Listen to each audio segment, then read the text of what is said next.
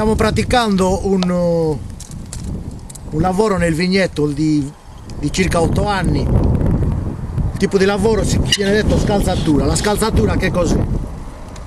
È un tipo di aratura che viene fatta nei periodi invernali per liberare le piante dalle infestanti. Quali vantaggi?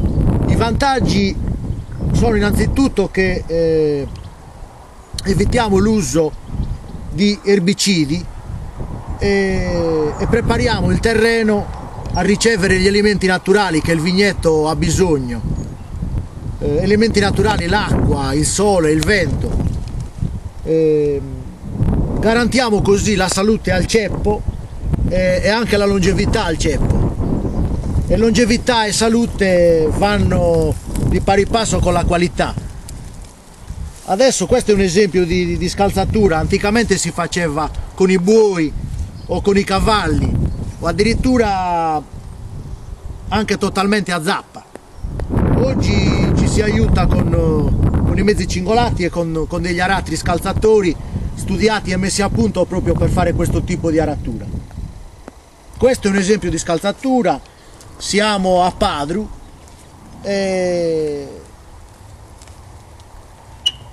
il risultato che si ottiene con questo mezzo è soddisfacente. Poi andiamo a rifinire con la zappa, però ripeto, questa tecnica è una tecnica tradizionale che permette al terreno di non soffrire e di non essere appesantito con i diserbanti. Procediamo con la scalzatura.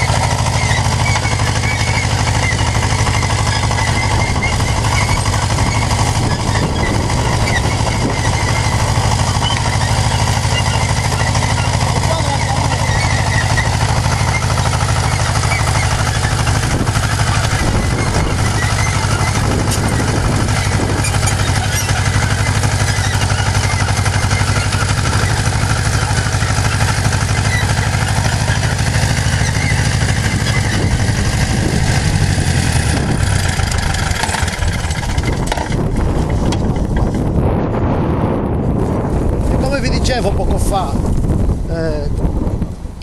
Questo è il lavoro, il risultato della scalzatura, che permette di pulire la pianta, liberarla dalle infestanti e prepara la terra all'acqua, al vento, perché il vento secca le radici capillari, queste radici piccoline le secca.